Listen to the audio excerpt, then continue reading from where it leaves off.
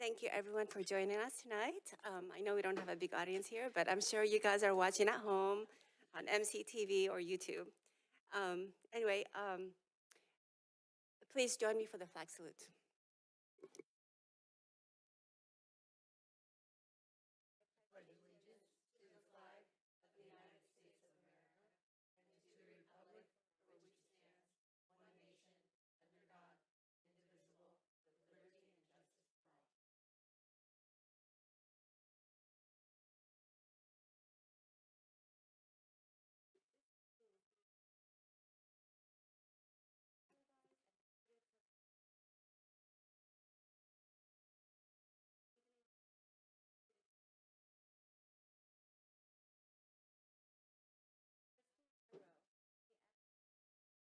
Yes, we finished our superintendent's evaluation, and it was very, very satisfactory.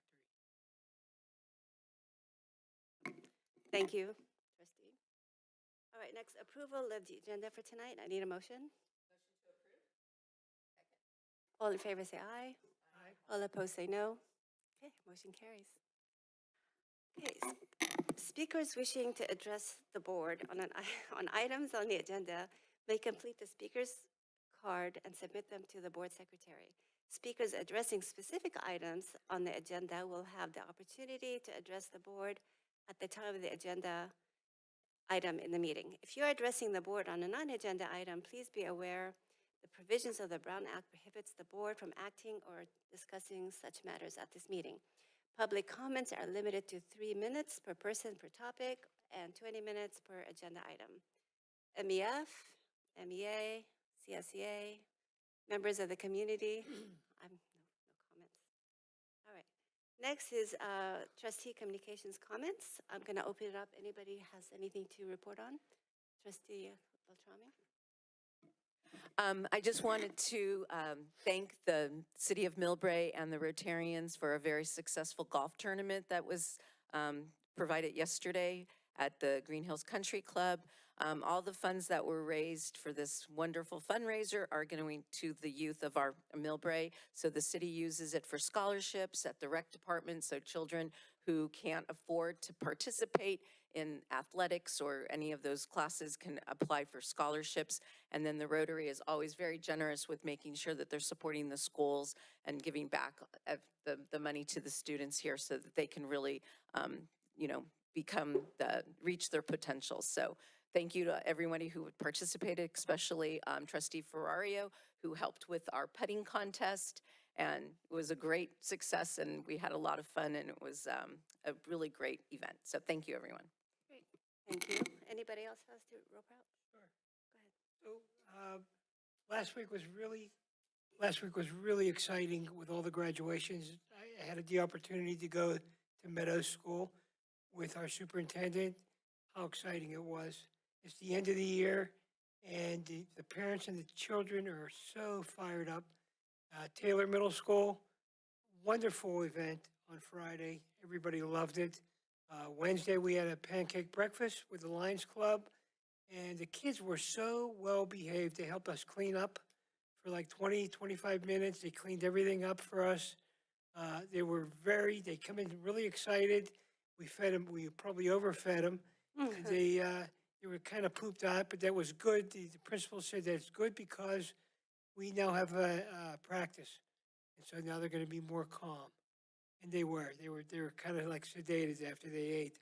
So that was good too. So it's a really exciting time of the year, at the end of the year, to see all the excitement with the families, the kids, the teachers, So that's it. And I wish everybody a happy summer. Okay. I just want to say congratulations to all of our fifth graders moving on to middle school Taylor, and all of our eighth graders. I'm sure most of them are going to Mills High School and some other places. But anyway, congratulations. Enjoy your summer before you get to high school. That's when the hard work starts. Anyway, superintendent update. All right.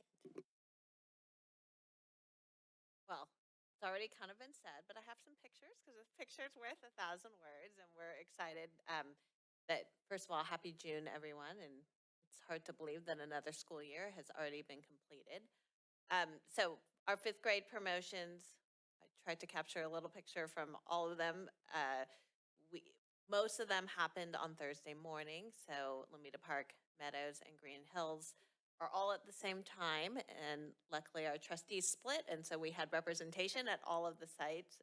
I'm sorry, Green Hills is in the afternoon, but one thing I will just say about fifth grade promotion, I think it's the one time where it's just a relatively small class. So you have two classes, and it feels a lot more personal. I know as you go on to high school and often college graduations, there's so many people that it's hard for it to feel personal, and that's one thing I really enjoy about the elementary school promotions.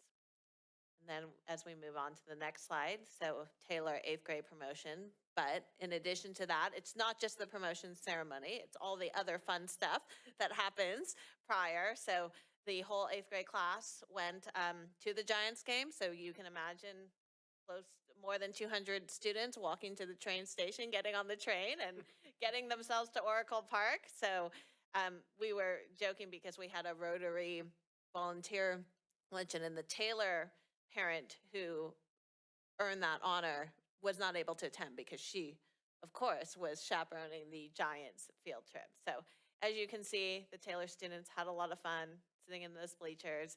And then, of course, as Trustee Barbaro already mentioned, the picture of the Lions Club pancake breakfast. And middle school kids eat a lot, don't they? And then our actual promotion, which is always fun to see school students dress up. And this is what I've always loved about middle school. Like, you kind of embrace the different varieties of students, and some who have a hard time walking in some heels that they have never had before, and some boys who, who kind of strut their stuff, and others who feel a little uncomfortable. But so that's what I love about middle school, just seeing the variety. And then we have we have some distinguished school awards. So we've already mentioned, congratulations to Meadows, but the official ceremony for the state of California was at the Disneyland Hotel on the last day of school. So again, we split there because we couldn't have everyone gone on the last day of school, but of course we had our director of ed services, who was serving as Meadows principal at the time when the evaluation period was there, as well as 2 teachers from Meadows and CBO Paulette, who was there. So you can see they got their picture with Mickey taken, and then a picture in front of the Disneyland Hotel. And then just kind of as we are finishing up the school year, but also gearing up for our summer programs, I just wanted to kind of bring this slide to just remind you the dates and all of our programs in the summer. So we have our Big Lift Summer Academy. Sorry, I'm looking at that and saying that's actually doesn't follow the acronym, so I made a mistake there. But I think it's Big Lift Inspiring Summers. Sorry, but anyway, it's a Bliss program. June 16th through July 11th. This is Rising K through 3rd. Focus on literacy in the morning, kind of STEAM activities in the afternoon. It's a full-day program happening at Lomita Park. We have our Elementary Summer Academy. So that's from June 16th to July 3rd. Our rising 4th through 6th graders will be at Taylor. And I know that's a little different, but we kind of purposely did it because Bliss is a full day program, and our 4th and 5th is remaining a half day program. And there's a lot of differences to the programs. And so we wanted to kind of keep it at Taylor there. So that's going to be both the rising 4th and 5th Summer Academy, as well as the Bridge program. The Bridge program is a little different because it is open to any incoming 6th grader. And really the focus on that is not intervention. It's really this idea of the transition from elementary to middle school, giving them a taste of what it's like to change classes, to have PE with a PE teacher. And we were also able to accommodate students from other schools, which we haven't really done in the past.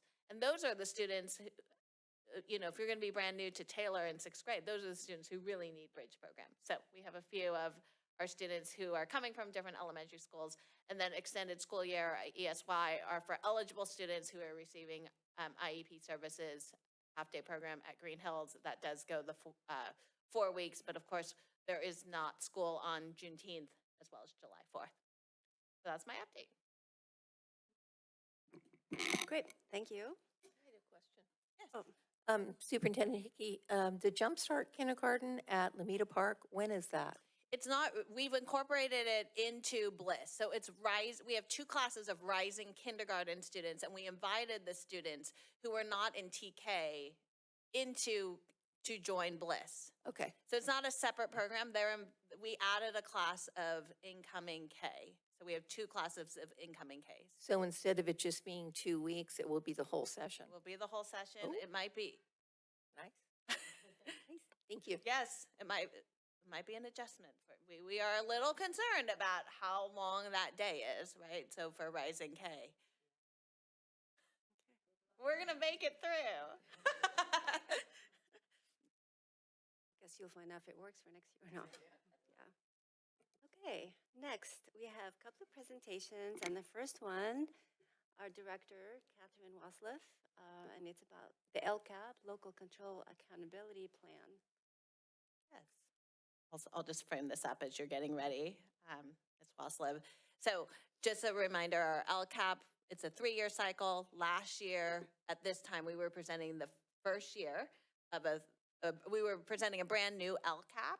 And so Ms. Waslev is going to report on two things, the local indicators, which is required every year, as well as just give an overall report of where we are after year one of a 3-year plan. Good evening, everyone. Good evening, President Musa, Vice President Chin, trustees, Superintendent Hickey, cabinet, friends and family watching from home. Before we begin this evening, I would like to do a quick introduction, if I might. This here is David Rennie. He is our subject matter expert on all things compliance from the San Mateo County Office of Ed. He's been instrumental in guiding me through this process of revising the LCAP and looking at the local indicators and everything else. So David, thank you for being here tonight supporting, and this is David Rennie, everyone. And before we proceed, whoops, wrong way, this way. I just want to stop and just pause and thank those, again, as I did with David, who have been supportive of this LCAP process, starting with the business department. I want to call out the business department for their ongoing support of just the collaboration in the LCAP process itself, the revisions, and especially the budget portion. So thank you, Mary, CBO Paulette, and to Sue, Amy, Vienna, everybody in the business department. And then to my colleagues, site principals, their partnership and support throughout this process. I also want to call out Rich Rodriguez for his support with our multilingual learners and advancing our efforts in that area. So let's go ahead and begin. The overview of the presentation, I'm going to be touching on the LCAP structure, the 8 priorities, engagement and development of the LCAP. I'm going to provide you with a brief overview of those 4 goals, which I have in the past as well, revised actions and student outcomes, and opportunities for growth and next steps. And then we'll move into the local indicators at the tail end of the presentation. So, as you know, I like to always embed a quote here, so I felt that this was really representative of just sort of what we think of when we think of the LCAP in Millbrae. It's our collective promise to build a more equitable, engaging, and effective school district that's grounded in community voice and student need. And I also want to just point out that my intention and my hope with this LCAP is that it's more than just a compliance document. It really drives the day-to-day work that we do across our district at our sites. Okay, so LCAP structure. It is a 3-year plan, as you know, that's aligned to our 8 state priorities. And I'm going to go ahead and just call those out here. Basic services, implementation of standards, student involvement, achievement, engagement, school climate, course access, and other student outcomes. The budget overview, my favorite part. So I did make some notes here on the budget overview just because I wanted to make sure I got all the math right. But you're going to hear more about the budget tonight from CBO Paulette. This is our projected revenue by fund source. We have a total of $33,208,268, of which $25 million approximately is LCFF funds, $748,000 federal funds, $3 million in local funds, other state funds, $3 million. The LCFF portion is about $24 million with $1,400,000 approximate that is concentration supplemental. So that gives you that grand total of $33 million. On our next slide, we have budget expenditures in the LCAP. So I did a little bit of the math there. 10% of our LCAP, the total expenditures are 10% of the total budget general fund. So $3,406,000. with our total budgeted general fund being $35 million approximately. So that's our little overview there. Can I You're gonna make just get a quick comment more. and sorry to interrupt, but just remind us about kind of the way we switched the budget. In the previous LCAP, almost all of the district's budget was encompassed in it, with the exception of things like facilities and maintenance.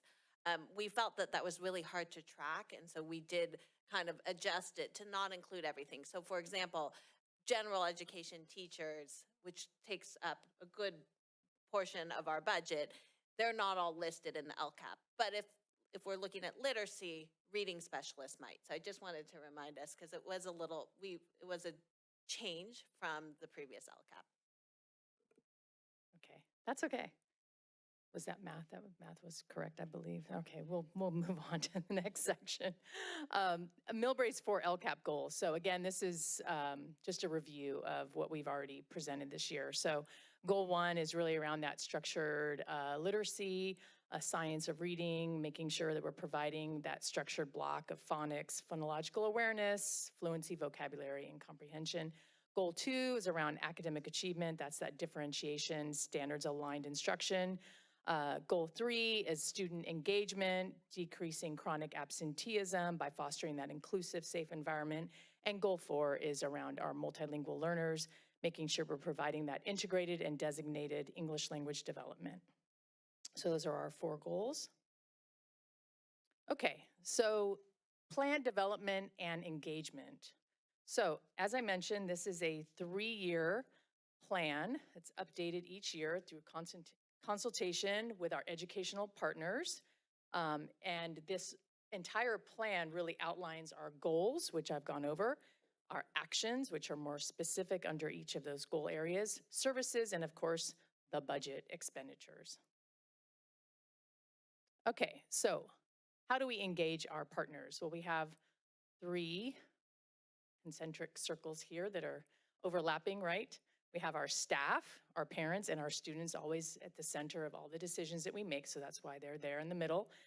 We wanted to make sure we were providing meaningful engagement, so we set a schedule, and myself and the cabinet and Superintendent Hickey went out to parent coffees, staff meetings, school site council meetings, different events, just to engage and create sort of a conversation around the LCAP goals. So for example, at Spring Valley, I went to a staff meeting and to a parent coffee. We had posters that were lining the walls. Parents were able to go and provide input on all of our goals, have conversations. We sort of did like a little carousel activity, and we replicated that at each of the sites so that we made sure that we were engaging not just our parents, but our staff as well. And then with our students, it was a little more of a challenge. So that's where the panorama came into play. So we were able to really survey our students and have that feedback from them on their experience. Okay, so let's talk about measuring our goals and our actions. This is just one metric that you'll find in our LCAP, the dashboard, which if you rewind all the way to the beginning of the year and you remember that presentation on the dashboard and the colors, what we have here are those 5 colors, red being lowest performance, blue being highest performance, and the dashboard measures chronic absenteeism, graduation rate, suspension rates, English learner progress, and academic performance, which is what I'm going to talk about within the LCAP goals. So we'll start with goal 1, that was that literacy goal. And what I'm going to present here is just the revisions that are in the updated LCAP, along with just looking at that one metric, the dashboard. So here we have our students who are engaged in literacy across our district. Within that goal, we are revising a few pieces, a few actions. We're including the fidelity checklists that I remember presenting to you earlier in the year around the Access and Engagement Center, our work with Dr. Chad Slife. We've really worked with our school site principals to provide this Tier 1 fidelity checklist, which will be one of those checklists that we ensure we're doing at Tier 1 before we move on to Tier 2 interventions and Tier 3 interventions. So it's a way to sort of just check ourselves and reflect on our practices. So that is in the revision on Goal 1, as well as the M-Class DIBELS, which I've also presented to you previously. That's that reading difficulty screener that's going to be replacing the FastBridge. And then we look at our outcome. So how did we do? We're in the green on the dashboard, which is the second highest level. So pleased to report that. 65.39% of MESD students met or exceeded the standard for ELA, which is an increase of 2.77 percentage points. And then we move on to Goal 2, which is academic achievement. So some revisions here.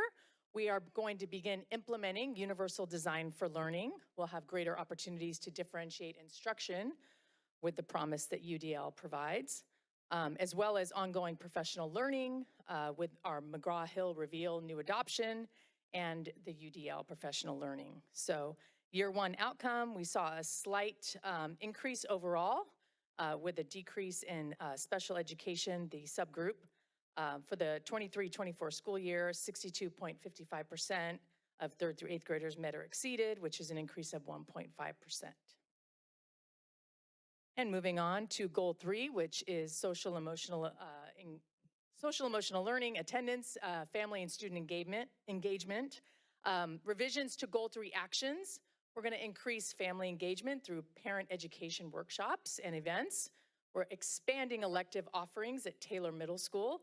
And we are, as you know, refining the family engagement specialist role at Lomita Park. So we're going to shift it to a more focused, targeted support for our families around home to school connections and communications. Year one outcome, chronic absenteeism rate for the 23-24 school year is 9.9, which was at a 1.8% decline from the previous year. And we are now, I'm pleased to report, green in the dashboard for goal 3, social emotional learning and chronic absenteeism. And on to goal 4, multilingual learners. We are revising the LCAP with the following actions: increase district support for site teams to look more closely at LPAC domain growth, redesignation rates, reclassification rates also known as, and designated ELD. We also are going to be providing that expanded opportunity for professional learning around UDL and improved access to newcomers-specific resources. So we're going to be working with our para-educators in the area of multilingual learner support to help them provide more support to our newcomers, because we noticed that was an area that we could really use some strengthening in. And so our year one outcome is 65.5% of our English learners are making progress, reflecting an 11.4 increase from the previous year, which is quite significant. And we are, I'm pleased to announce, blue in the dashboard for English learners. Okay, so what are our opportunities for growth?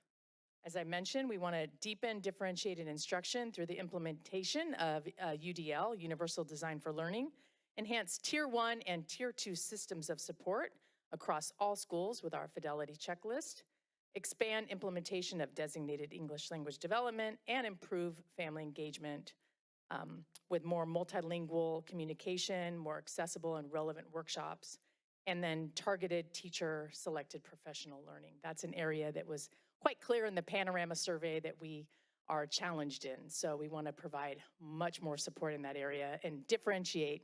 We expect our teachers to differentiate for students, so we need to differentiate for our teachers. Okay, take a little breath there for a moment before we move on to our local indicators. Okay. Let me make sure I didn't miss anything here. So local indicators should be referred to collectively as sort of a set of reports, okay, if you will. And there are 5 of them that we report on. We, as an LEA, the intent of the local indicators is to really review, reflect, and report on data that we collect locally.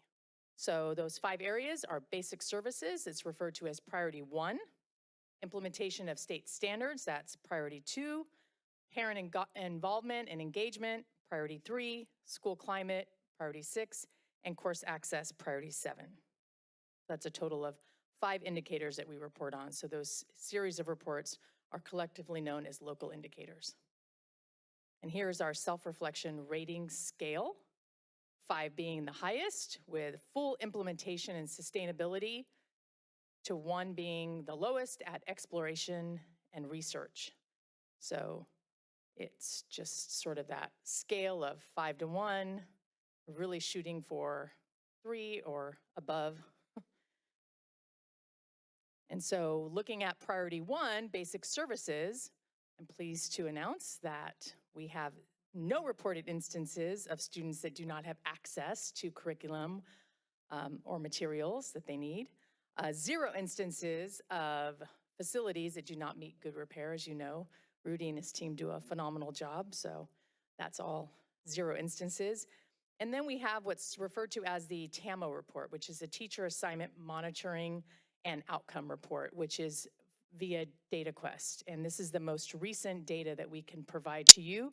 I believe the new data will be coming out probably in July, so I will be able to provide that to you in a board update. But as of 22-23 school year, we had 90 FTEs, which is 93.5 are classified as clear and 0.6 are classified as out of field. That's the TAMO report.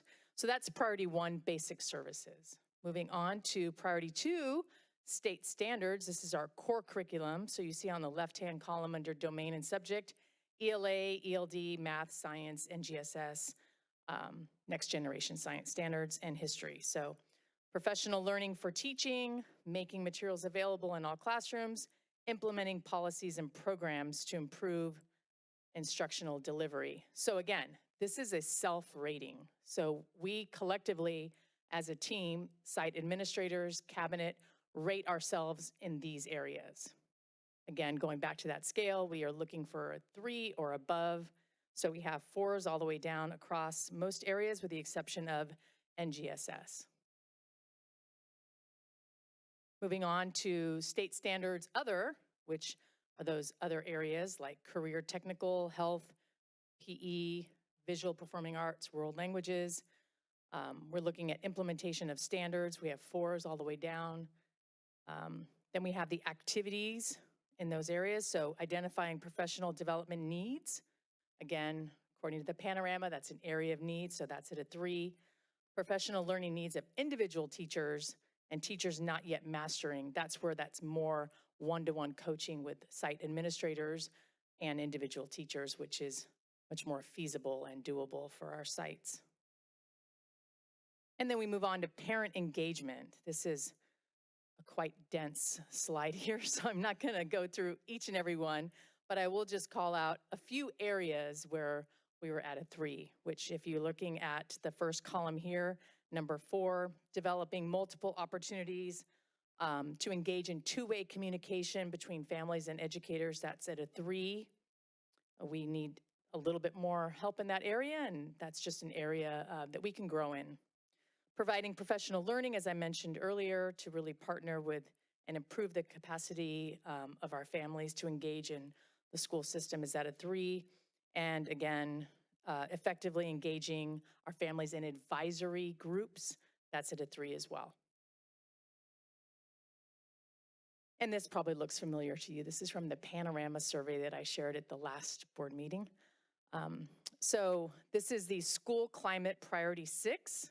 So if you're looking here at this data, the arrows here draw your attention to the highest percent favorability with both grade levels being sense of belonging and engagement being the lowest favorable area at both levels, 3rd through 5th and 6th through 12th, which is really 6th through 8th grade for us.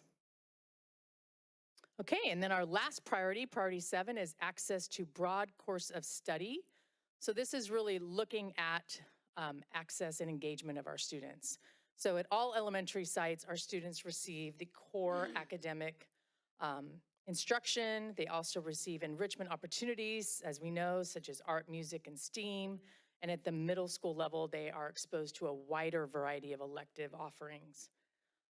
Looking at the next bullet point, we have equitable participation among our English learners, socioeconomically disadvantaged students, foster youth, and students with disabilities. So our data confirms that students with IEPs are included in gen ed settings with appropriate supports and access to enrichment. And the last bullet point, there is no significant differences in access across school sites. However, ongoing monitoring helps a district to ensure consistency in our implementation and identify areas where we can expand opportunities for our students, for all of our students.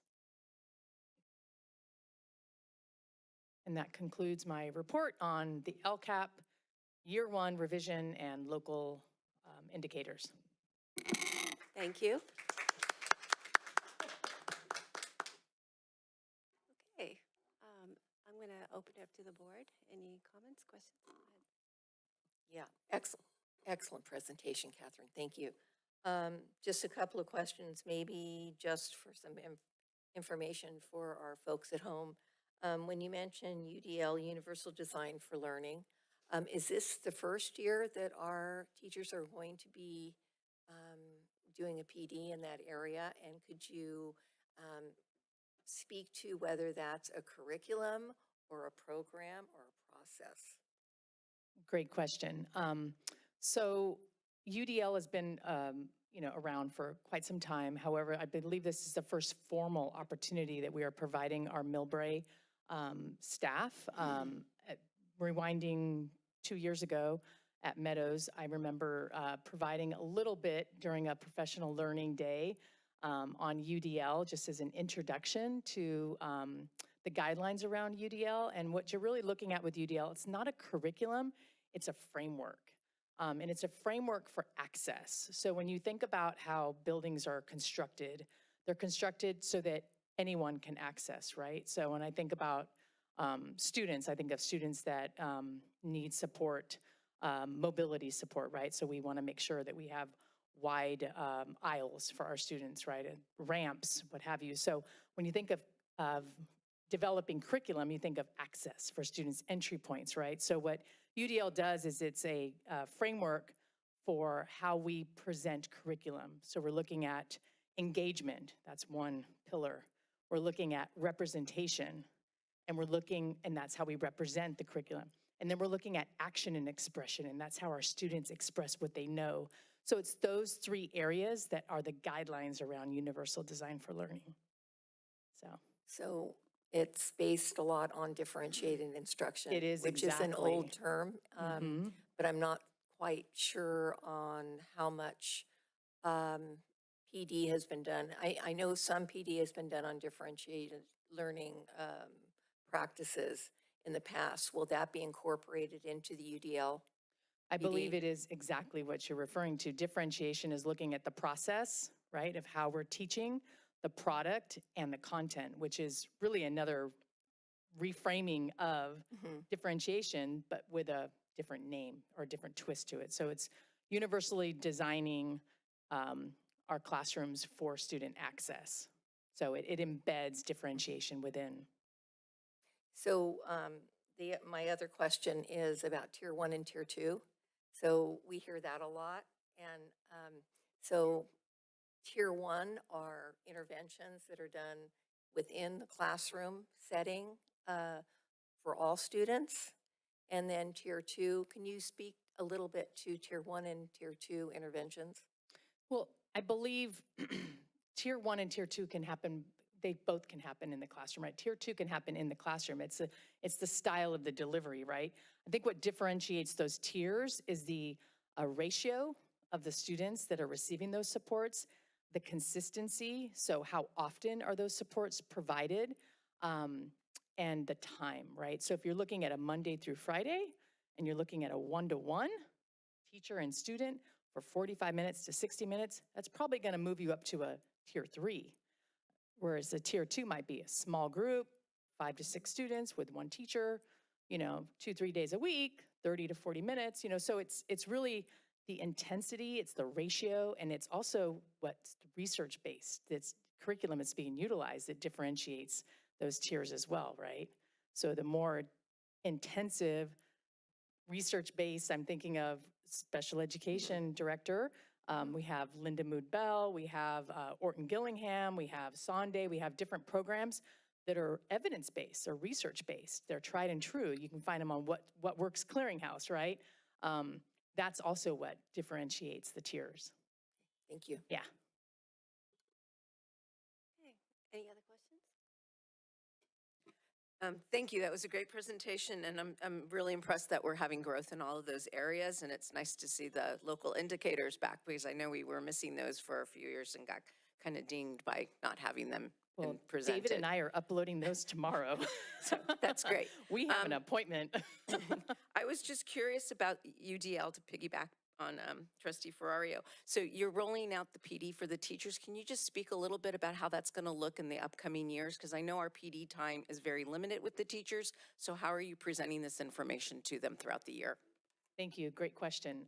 So as with many of our collaborations with the county office, we can purchase, if you will, different packages. So there's the platinum package, there's the gold package, the silver package, the bronze package, right? And so our cabinet and Superintendent Hickey and CBO Paulette, we get together and we look at the various levels, right, of what's offered through the County Office of Ed.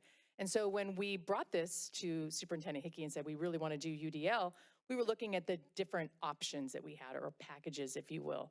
And so we're going to launch on August 12th, and we're going to provide ongoing support to the school sites. That's part of the package that we have purchased, because we know that a one-shot, one-time delivery of a professional learning opportunity isn't going to do it, right? So it's really also embedding the trainer of trainers. So we're going to be providing some consultation with principals so that they can then go and utilize their staff meeting time to do ongoing coaching and support, so that UDL becomes part and parcel of what we do at Tier 1.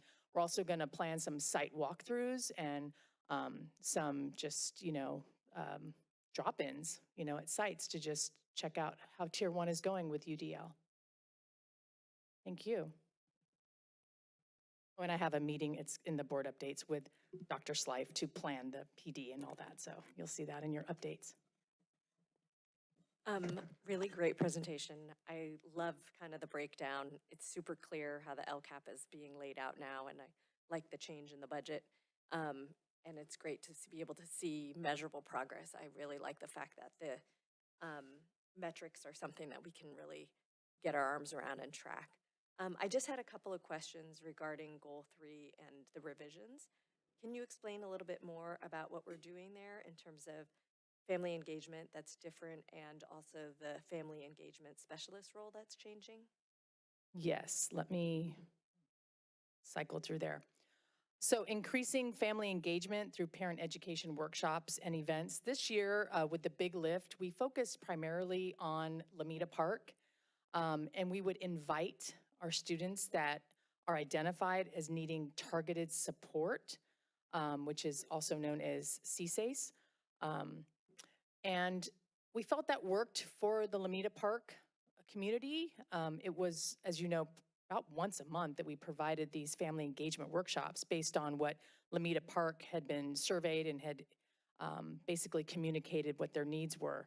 So we did that, but I believe we left out our other sites a little bit, right? So we did invite the targeted students, but as we know, when you provide something at one school site and you don't provide it on site at the other sites, it might not get them as much engagement, right? And so moving into the Big Lift year 2, it is my intention and my hope that we can provide more family engagement, parent ed opportunities, similar to the parent university we did at Lamita Park, but replicate that at the other school sites. Maybe not every month, but maybe every trimester.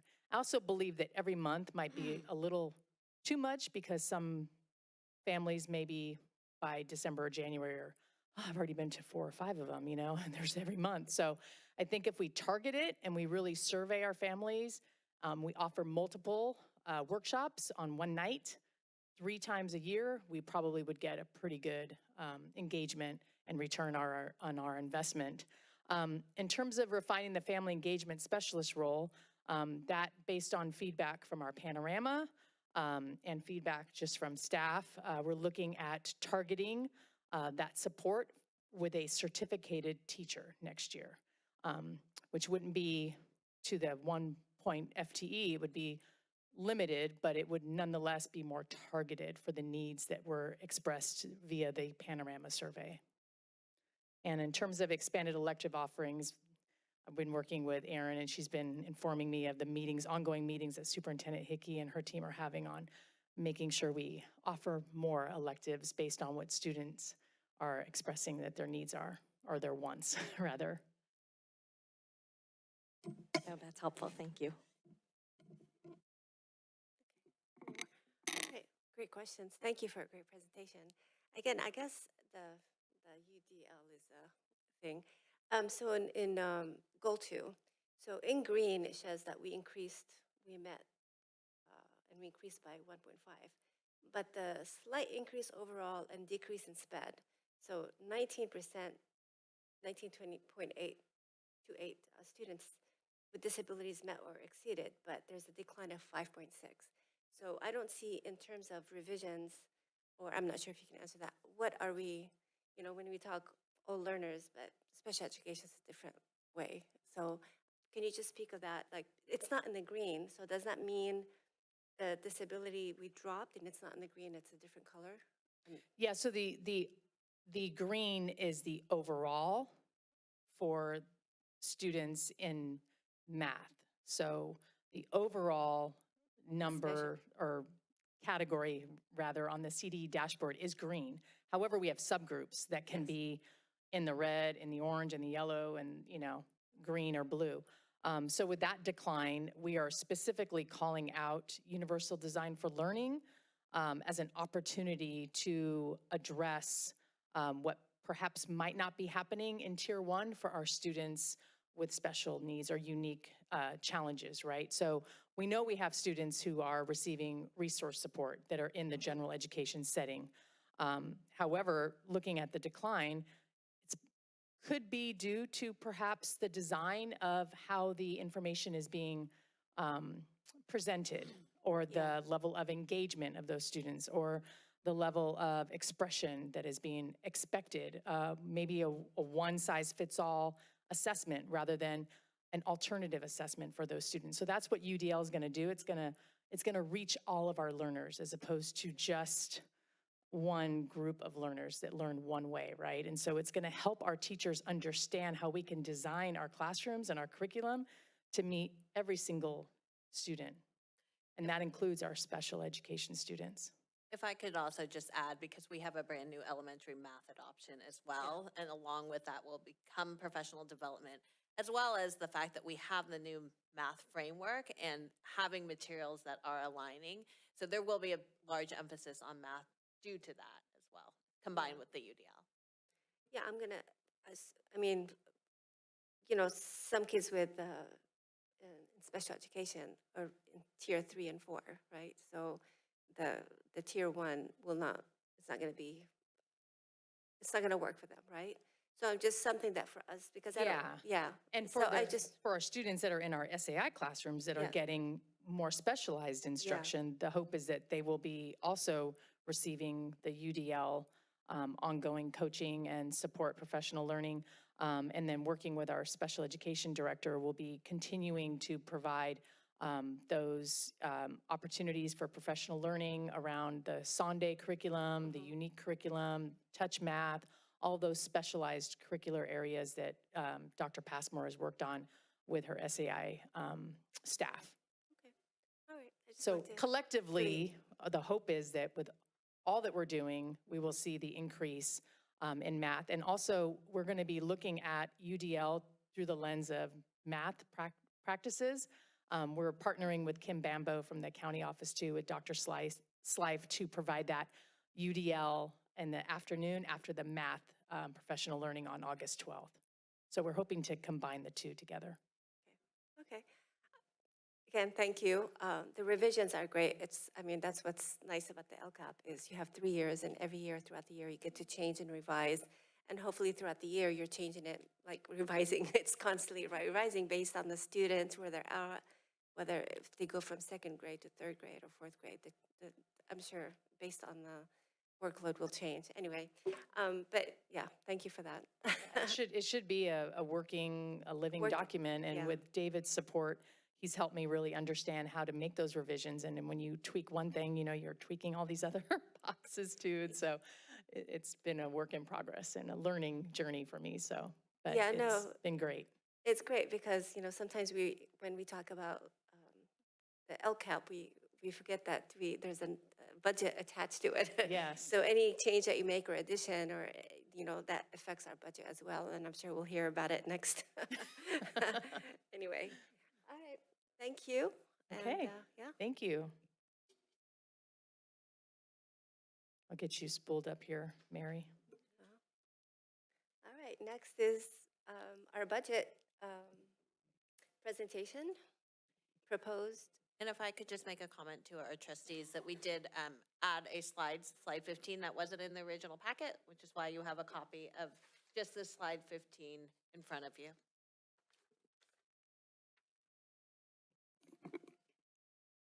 Good evening, Board President Musa, Vice President Chin, trustees, Superintendent Hickey, Cabinet, and welcome special guest David to our board meeting. This proposed budget or budget development for 25-26 is joint working between the Director of Business Services, Ms.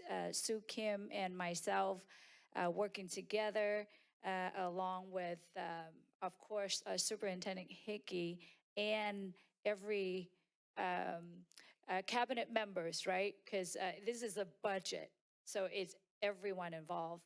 So first, let's look at the overview. We are going to get some recap of the governor's May's revise. I think Superintendent Hickey went to the county for a brief session, and probably some of you already have heard. And then I will share the budget assumption, definitely revenue and expenditure, those are the most two important items. And then we also share the federal and state restricted funding, along with the summary and the multi-year projection and other funds that we have within the district, and present next steps.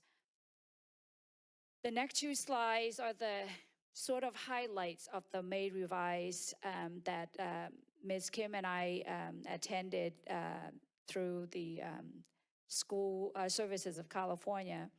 So the COLA for this year is 2.3. If you remember, this time last year, they started at a 2.93 or something like that. And by the time that the 25-26 school year arrived, we down to 2.3. Governor Newsom released 25-26 May revision with a lot of uncertainty, right? We all hear about federal policy changes. How is my impact? Foreign trade, tourism, immigrations, and that's could possibly impact on school district. The May revision also projects lower revenue and increased cost of healthcare. And we haven't gotten our numbers, but neighboring districts have seen 17% increase in healthcare that they already found out. We know that how the stock markets goes nowadays, and so that could impact the state revenue. Further, California's unemployment rate is projected to increase, and the GDP is projected to decrease, and anticipate cuts to some key federal programs. Right now, we just, a lot of it unknown. When we attended the workshop, the presenter really telling us that they too sort of feel a lot of anticipation of uncertainty, right? We just don't know what's come tomorrow. So a lot of it sort of just feel of something that it's not, it might not be there for the long term. And as we all know, California has several lawsuits against the federal government on various things that the federal level try to do to negatively impact the education department. And I was fortunate to be at the ceremony at the Disneyland Hotel with Director of Ed Services, Catherine Westliff, last Friday. The State Superintendent, Tony Thurman, also share his view, and he really make the point that the federal can't come to California and shut down the Department of Education of California. So that's one thing take away from that. So, and the big three, personal income tax, corporate tax, and the self-use tax are projected to be lower. And so some way, somehow, it might impact us. So here are the budget assumptions for the next 3 years. So for 25-26 at 2.3% COLA, Next year, 3.02, and the following year, 3.42. But again, we saw how those numbers change as the time moves along, right? And STIR, it stays steady at 19.10%. PERS actually went down a little bit. So it's at 26.81, and then it's slowly growing, but at not as a rate that it used to. So this number had brought down down recently. State unemployment insurance stay at 0.05%. And we have lottery on unrestricted and restricted stay flat for the next 3 years. Mandated block grant per ADA, 39.09, and it increased slightly over the next 2 years. UPP, or unduplicated pupil percentage, we projected to stay flat at about 660, so as the enrollment stay flat at the 2130. So this slide and the next slide are literally the same exact data. It's just former math teacher. I like this pie chart a lot. It's give me a better sense of where things are in a whole budget, right? It's a whole budget is 100%. So LCFF made up about 77, a little bit over 77%. And you can see the dollar amount there too. And then the federal made up only slightly above 2%. The state revenue made up slightly over 10%. And the local revenue is over 9%. And then we have the funds transfer in and out among our own account, right? So the next slide, again, is similar, but I've broken it into restricted and unrestricted. The combined is the amount that you saw in the pie chart previously.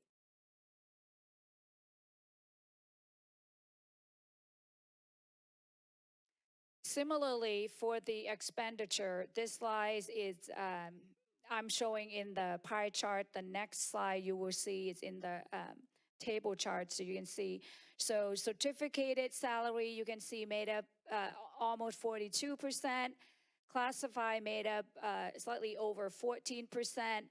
Employee benefits for combined salary, combined certificated and classified made up almost 24%.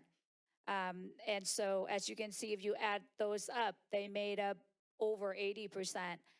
So the rest you can see for material, book and supplies made up about 3%.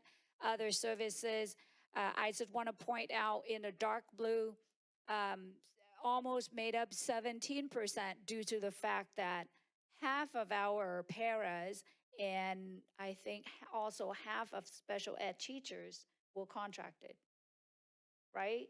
And therefore that percent is really big. I would agree with the paras. It's not true of our teachers. I think we had maybe 1 or 2 of our teachers contracted. Two sped teachers, okay, was on the contractor. And so as you can see, if we manage to hire those positions, then that they would go to the light blue, the teachers, right? And the para, they would go to the orange, and the teacher would help us with the CEA form percentage, but sometimes the challenge is we won't be able to find the people who signed up for employment, but we get through the contracted agency. And the capital outlay is very small, just 0.25%, and other outgo, similar, it's very small, it's like 0.35%. And the transfer of indirect costs, again, it's actually negative because the indirect costs. So similarly to the slide that I shared earlier on the revenue expenditure, to have unrestricted and restricted amount, and the combined is a pie chart that I presented previously. So you can see certificated salary and classified, employment benefit, book and supplies, services and operating, capital outlay and capital and outgo all have a restricted and unrestricted amount.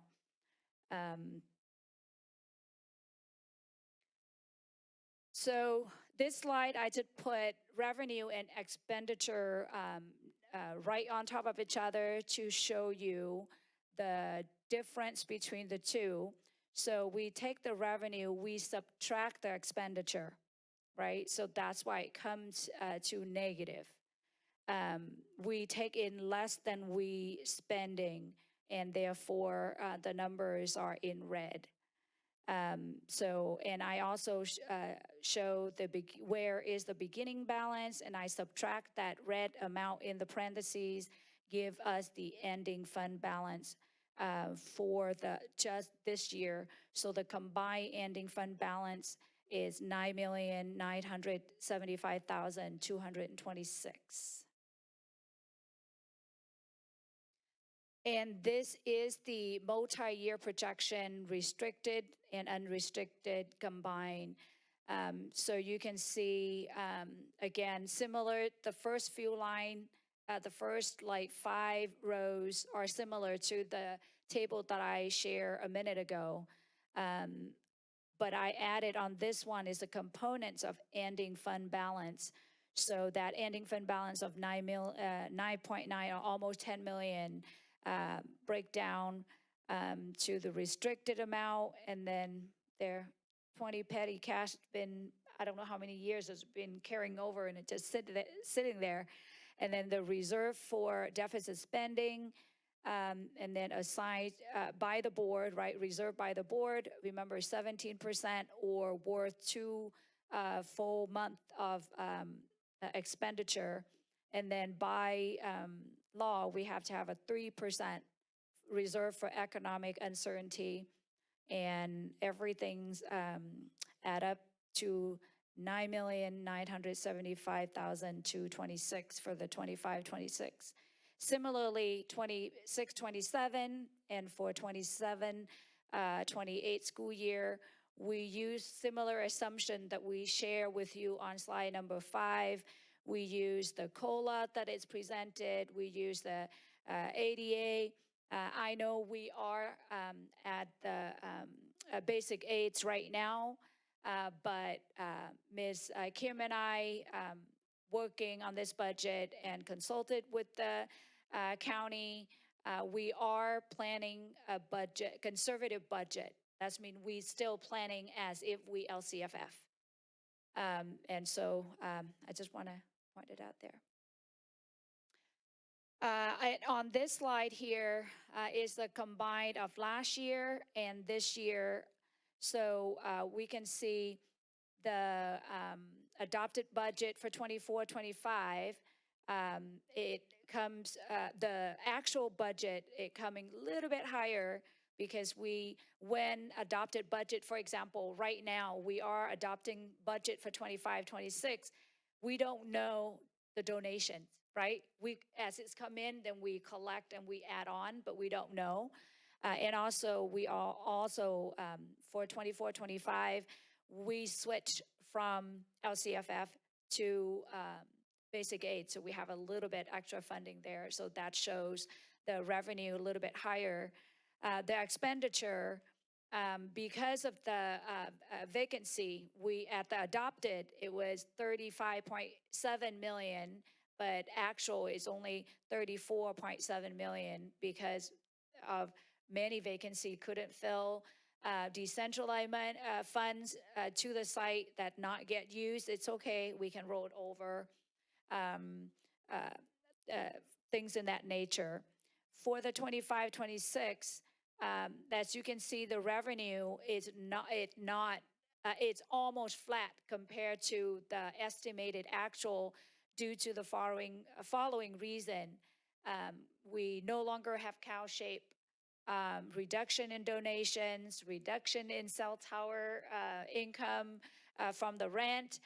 We also have multiple one-time grant that's ended, right? We have many one-time grant is no longer available. We use them up. In the next few slides, I will share what grants still available to us.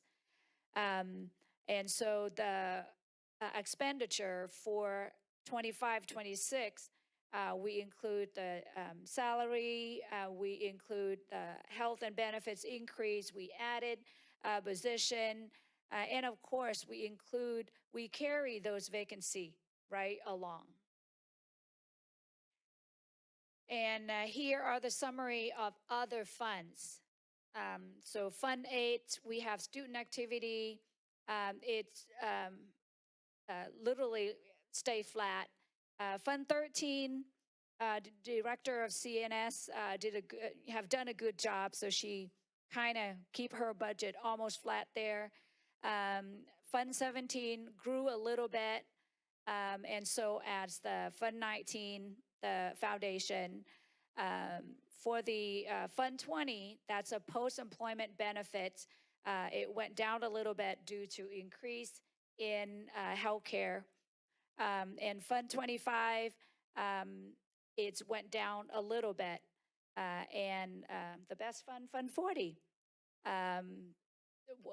went down a little bit. We start to work on some of the project, even though we don't see it yet, but progress being made behind the scene. And here are the ongoing grant funding. All the one-time funds had ended, so we have extended learning programs and ACES. Fund we receive, we have 2 years to spend. We continue to receive Prop 28. And any fund we receive, we get 3 years to spend on it. And one thing I want to point out about Prop 28, we struggle finding a teacher, right? And so we're lucky to get an approval for a waiver for this current school year, 2024-25, but we're not sure what's going to happen in 25-26 because the grant requires 80% toward the hiring the teacher, right? And only 20% for the material. So that's the challenge that we're facing. All the school district receiving this grant. So everybody out hunting for teacher, art and music teachers. And so that make it challenge for us. And this is one of the slides that Superintendent Hickey mentioned this morning.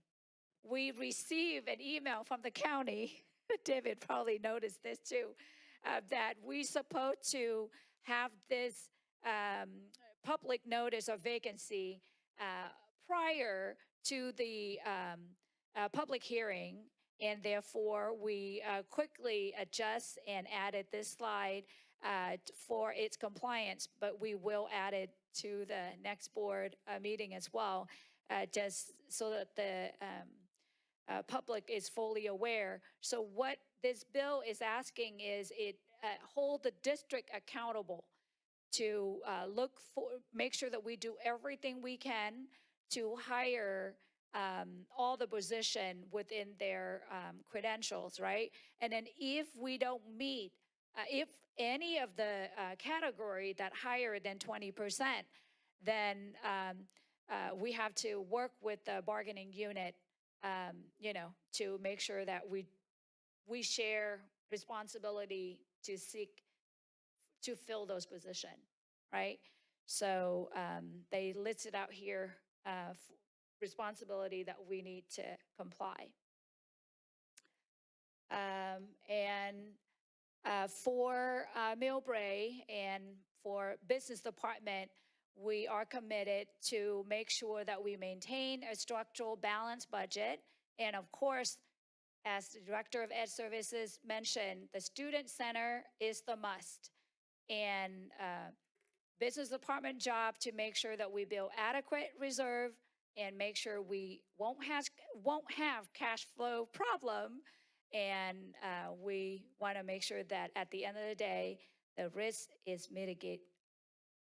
And so for next steps, we will have board actions on the 2025-26 LCAP and adopted budget on June 17.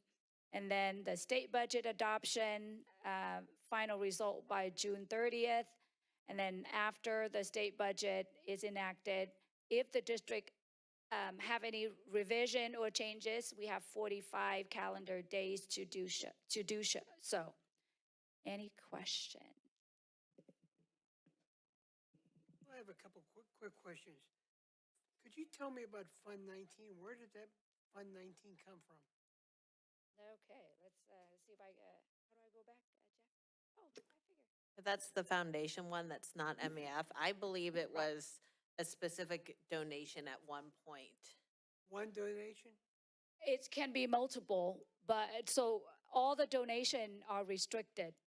So each school site, they have different donation, and so it goes to here.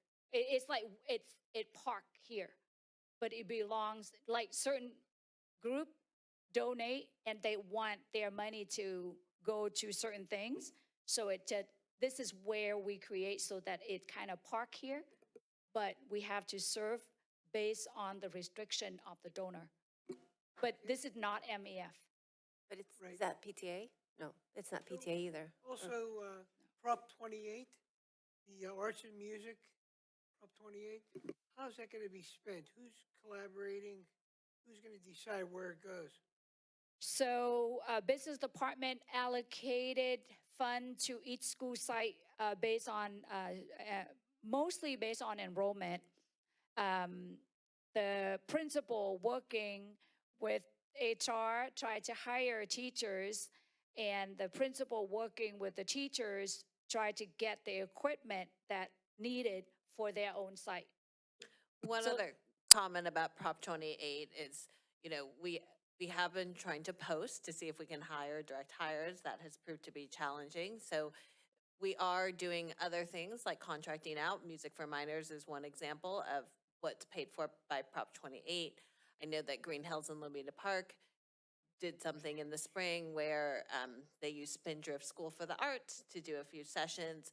The other principals are looking at that for next year, but it isn't something that the district can decide. It does need to come from the school site. Got it.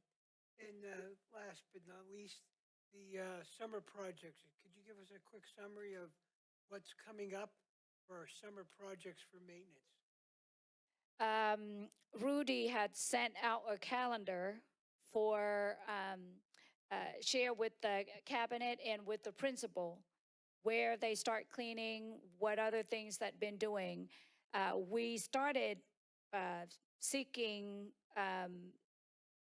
to work on the one entrance, right, for the fence and the entrance.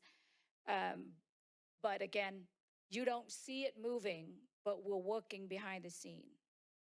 I think what I will say is a lot of the summer projects and the projects that we need to move forward with are a bigger scope, and it doesn't always seem like a bigger scope, but if we're looking at even fencing, even the tree discussion we've had, when it is over that threshold of $75,000, then it requires the RFQ or the RFP. And so now that school's out, we have a little bit more time to focus on those RFQs and RFPs, but you are correct that in comparison to last summer where we had a variety of projects that are visible, we're a little stalled on that. Doesn't mean we're not continuing to move forward, but I think that when we are doing a request for proposal, it is a much longer process. I think what I meant was like usually in the summertime, we go into classrooms and we paint the classrooms, we put carpet in, we freshen it up. Are we doing it? Got it. So we probably are not prepared to completely answer that question, and we will get back to you on that. Yep. We are having a walk with you two on the 6th, right? On Friday, yeah. Right, We're and, meeting on and Friday. so doing that visit, Rudy and I will be walking with you, and we have a lot to share then. Okay, Yes, he sent me a calendar, but I don't have it memorized, my apology. okay. No, but it's true. It's not, we're not talking about big projects. Sometimes we do like carpet cleaning, painting, touch-ups. Yes. I know we're getting ready our schools Yep. for TKs and putting new. Rudy has calendar, he had shared with us. Yeah, Yes. but, you know, for maybe for a future agenda item, it would be great to just present it to our community, to something for them to look forward to. Understood. Thank you. Yeah, thank you. Any other questions?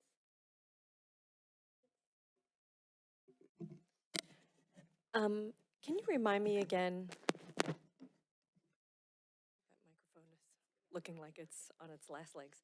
Can you remind me again what the percentage compliance is for, what the statistic is to be in compliance for our certificated again?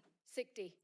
60, and what are the exact components of that? So anything related to directly contact with the students, so like certificated, like teachers, like teaching in a classroom, certificated in general, like for example, psychologists, they are certificated, but the amount that they work directly with the students, if it's under 20%, it doesn't count.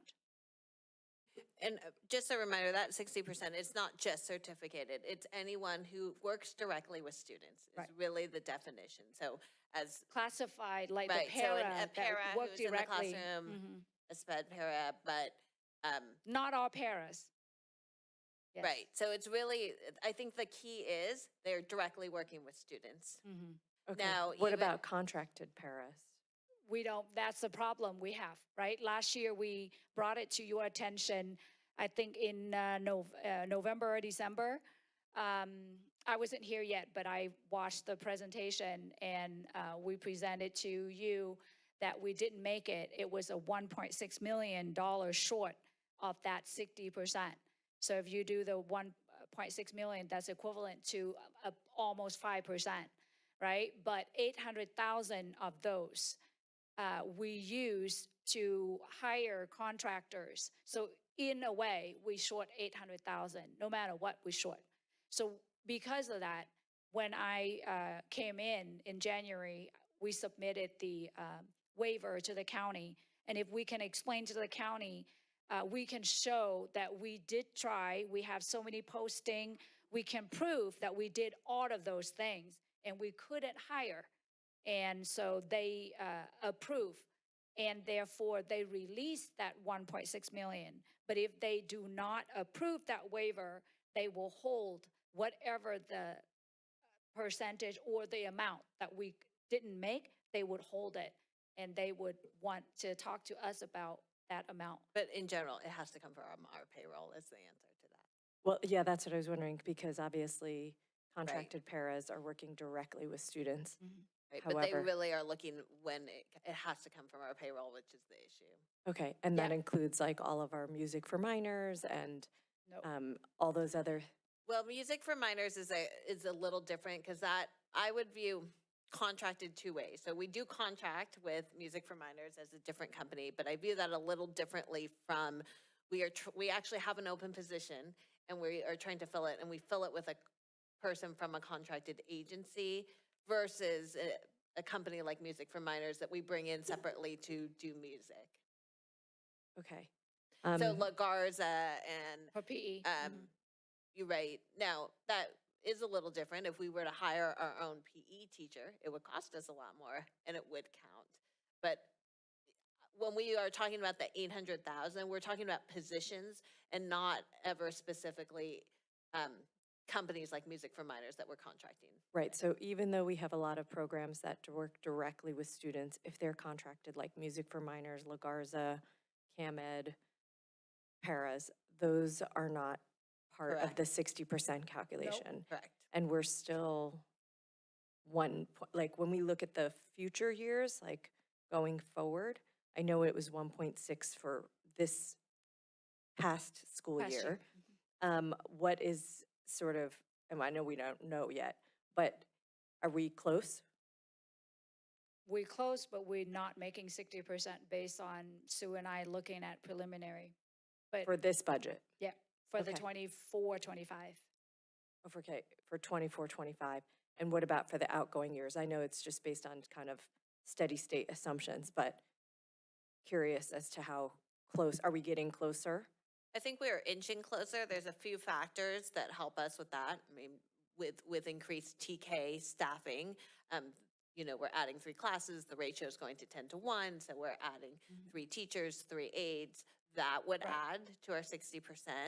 We also had certain things where we used ELOP, some ELOP money to pay summer school teachers, and that increased our denominator as a whole. We're looking at that from summer this year, we are not using ELOP. So there are a few things that we realized did not get to our 60%. Doesn't look like we're completely there, but we have made some adjustments to try to get closer to that 60%. Right, and then also we learned too is like lottery money, for example, that I listed in the assumption. I learned in the workshop that if we do not use it up, then it go to the denominator. So which mean it make it harder for us to meet, right? If bigger denominator, that mean the quotient, the answer will be smaller. So little thing here and there that we learn and we try to implement to make sure that we meet the 60%. Well, lottery money is general fund though, right? It's not, or is it restricted? They're restricted and they're unrestricted. There are two Oh, kinds. okay, Mhm. okay. Yeah. All right, no, that's helpful. Thank you.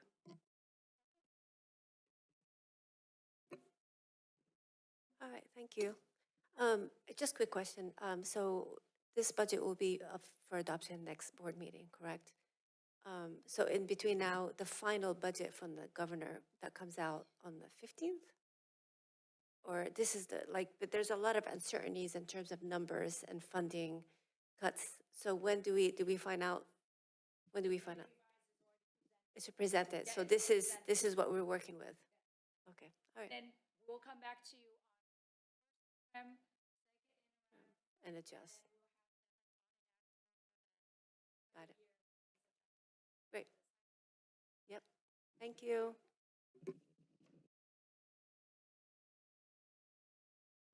Okay, consent agenda. I need a motion for approval of the consent agenda for tonight. I need a second. I'll second. All in favor say aye. Aye. All opposed say no. Motion carries. All right, district business. Let's see.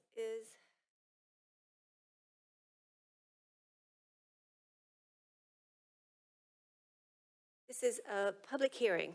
I'm opening the public hearing, and that's for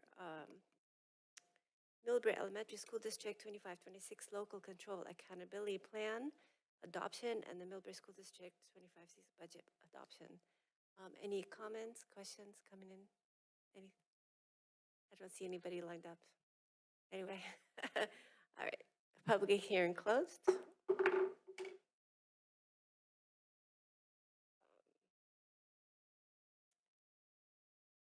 Next, another public hearing we have for,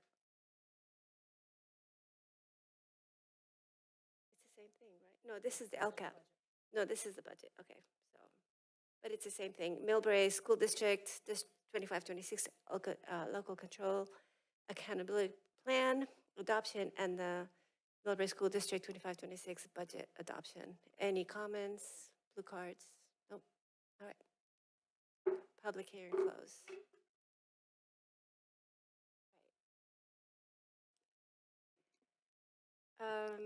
Resolution 24-25-12, budgetary increases and transfers at year end. Mary, our CBO. On this one, this is the Board of Millbrae authorized the San Mateo County Superintendent of School to make transfer between funds at the end of the year. So as you all know, the budget is sitting with the county. So this authorization allows them to make transfer accordingly. They do hold the funds in certain trust fund to make sure that any money that we not use grew interest. And so therefore, it's hard to allocate exact amount. So it sits somewhere, and if they're needed, they allow to transfer. And this is sort of, you authorize them to do so. Yes, this is an action item. I need a motion for approval. Motion to approve. I need a second. Any questions, comments? No? Okay, all in favor say aye. Aye. All opposed say no. All right, motion carries. Next on the agenda is Resolution 24-25-13, Education Protection Account of our CBO. Mary? Okay, yes. So on the education protection account, this one, are spent for the school within the jurisdiction is provides that the governing board make the spending determination in an open session during the public hearing. So it's recommended as presented that the board approve. All right, this is another action item. I need a motion for approval. Need a second? Okay. Any questions, comments? No. The only comment that I have is typically we would have a budget, like a number to go with it, just to illustrate. Maybe next time. All right. All in favor say aye. Aye. All opposed say no. Motion carries. Last, approval of declaration of need for fully qualified educators. Our Claudia Buttigieg, Director of I'll go ahead HR. and just present for this item. So this is an annual document. It's a declaration of need, and it's asking the district to predict maybe a credentialed teacher who may need to teach in a different area outside of their credential. It's always a little challenging because we don't know exactly what we need. This could be, so for special education, again, these are fully credentialed teachers, but if they are ever asked to teach outside of their credential area, so we have put one for special education, one for English and one for social studies, just because we do have a couple of teachers at Taylor, one who's a social studies credentialed teacher who might need to teach a section or two of English, and opposite, a English credential teacher who may need to teach core. And so that's based on what we predict we might need. And so we asked the board to approve this declaration of need this evening. Great, thank you. I need a motion for approval. Second. Any questions, comments? I do wonder, so we put our best guess as far as our declaration of need here. As the year goes and as we get closer to the school year, you may have some new hires or whatever that may have additional needs. Do we need to do this each time, or why are we bringing this up today, and how do we deal Well, with we it do as need it to comes? do it yearly, and then I could have, it is the best guess, and I'm gonna have our director explain if there are changes. I think but my understanding, if it's a small change, we might be okay, but if it's more if it's too much, then we have to bring it back to the board. Correct. If it is under 10%, we do not need to bring a new declaration of need. If it is over 10% of what we predicted, then yes, we do have to bring a revised declaration of need. And this must be on file with the CTC in order for us to authorize any short-term permits or, as she mentioned, anybody teaching outside of their credential. Okay, but this is a good question now that I'm just thinking about the math of this, right? Because we only have 3 people on here, it does sound like if we have a need for it, because 10% would be, less than a person, we would probably need to amend it and bring it back to the board. Correct. Thankfully, I can say in the years that I have been doing HR, we've always been able to stay under what we have. There are a couple of Predicted. different things I do want to just explain. Sometimes we have intern teachers. Sometimes we have teachers who qualify under a short-term staffing permit. That's actually not part of this declaration of need. The declaration of need is for fully credentialed teachers who are teaching outside of their credential area. So that's kind of interesting because those do not necessarily need to be board approved by action. There's also, if you want to explain that kind of difference with a board resolution, I think. Correct. Typically, each year prior to Census Day, we bring forth a resolution where we can use our local options or any ed code options for teachers. For example, Mr. Milch, who had been teaching with us for many, many years, who was credentialed in physical education, but he had taken broadcasting style and journalistic style courses. So we were able to authorize him to teach the KTLR through a local, ed code, a local option. I believe, as she said, there are a number of other ways that we can do that without having to use the declaration of need, which is why I think we've always been able to stay under our prediction. That being said, the declaration of need has some strict requirements. For example, it has to be on district business and it has to be approved yearly prior to the next school year. All in favor say aye. All opposed say no. Motion carries. Okay, possible future agenda item. And one thing I could just mention is what I can do is, in terms of summer maintenance, I can make that part of my superintendent's report for June 17th, because at this point we have finished school and that would be an appropriate thing for me to give you a little update as well. Can we that's done. also get, Future agenda items, projects for the summer. Go ahead. sorry, can we also get a quick update on the facilities that we're renting out for the summer as well? Yeah, it looks like the city is using our Shea Center for all these adult programs. Huh? They use it for everything. They're using it for everything, but I think there's a bunch of adult programs. Yes, I'm happy to provide that to you. Is that okay if I just provide it to the board as a whole and not necessarily in a slide at this June 17th? Okay. Yeah. Yes. Okay. Yeah, exactly. Something else that comes by the way. Anything else? Okay, all right. Thank you for a great meeting, and this meeting's adjourned.